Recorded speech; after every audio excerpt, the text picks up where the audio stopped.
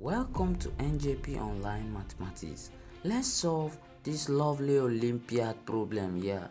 We can see the equation that we have 2 raised to the power of x as the exponent of 8 here, and we also have 2 raised to the power of x as the exponent of 2, and when we add this and this, that we are having 68, and that x is a positive integer. So let's give the solution to this problem.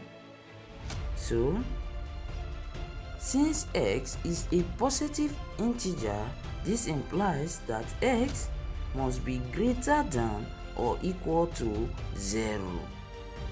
For the value of x to be a positive integer, so the value of x must not be negative or illiterative. Therefore, let's find the value of x to satisfy this equation that we have here. So we have 8, and that 2 raised to the power of x is its exponent, and that 2, and we have the exponent 2 raised to the power of x, and when we add it both, we are having 68. So now we see that 2 raised to the power of x is common. So let's let 2 raised to the power of x to be p, and we are now having 8 raised to the power of p plus 2 raised to the power of p equals 68 after the substitution for p in place of 2 raised to the power of x. So if we apply the law of indices, where we know that 2 multiplied by 2 multiplied by 2 equals 8. The addition law of indices, we are having that 2 raised to the power of 3 equals 8. So let's substitute 2 raised to the power of 3 in place of 8 in the equation here. So if we substitute 2 raised to the power of 3 in place of 8, then we will be having 2 raised to the power of 3, which is the same thing as 8, and we rewrite the exponent there, which was p, plus 2 raised to the power of p equals 68. So this equation can also be written as 2 raised to the power of p, and that the exponent is 3, since this multiplied by this is this. So plus 2 raised to the power of p equals 68. So we can also continue by letting 2 raised to the power of p equals y. Therefore, 2 raised to the power of p equals y. This now becomes the second equation. So when 2 raised to the power of p equals y, let's substitute. We are having y raised to the power of 3 plus y equals 68. We have now obtained another equation that we have to solve, that its highest power is 3. So we have to rearrange this equation. Then if we do so, we are having y raised to the power of 3 plus y minus 68 equals 0. Then we have to find the factors of 68. The factors of 68, which we know are 17 and 4. That means if we multiply 17 by 4, we are going to have 68.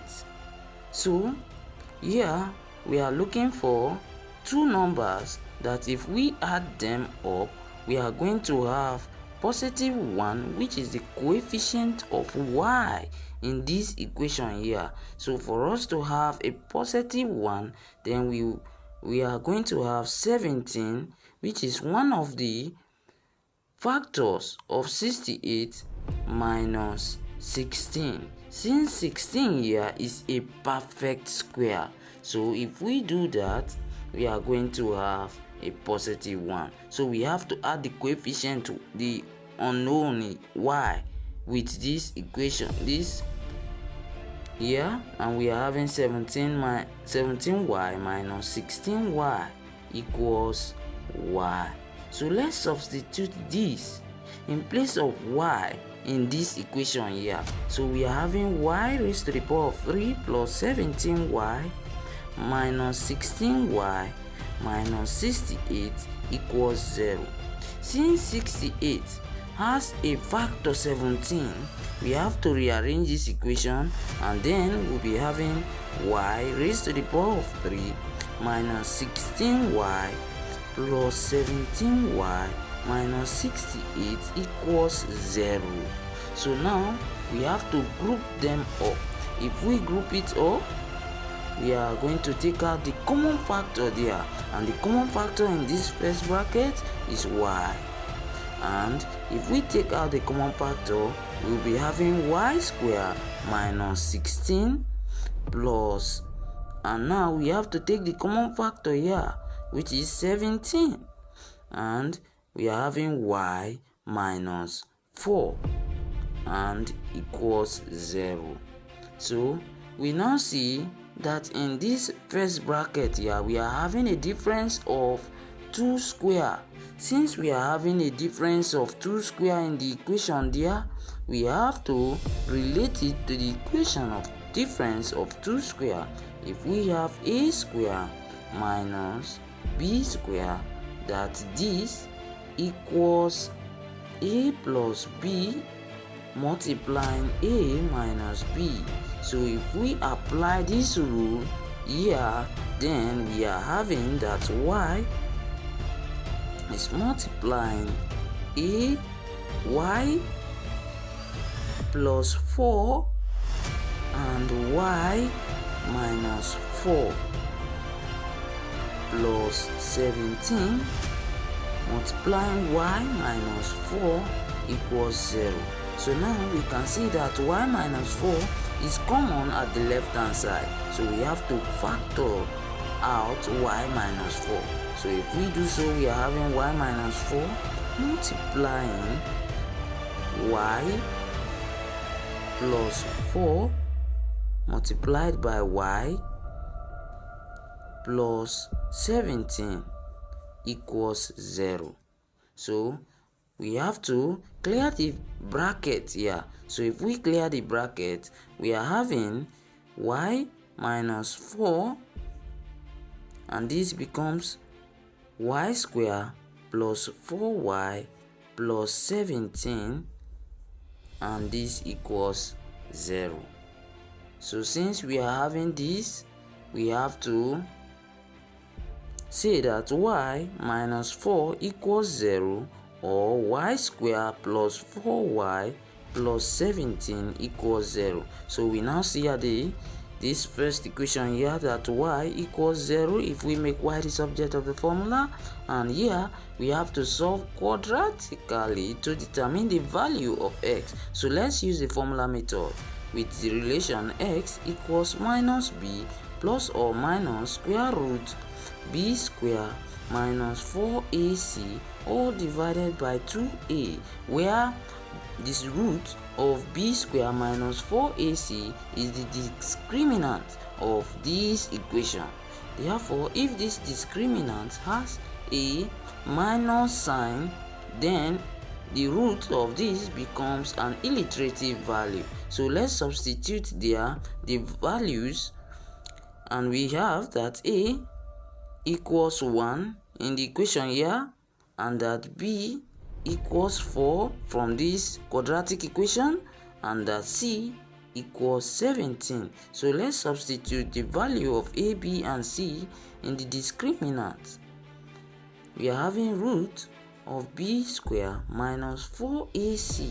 So if we substitute the value of these variables in this discriminant here, we are having that the root of b is 4 squared minus 4 multiplied by a, which is 1, multiplied by c, which is 17.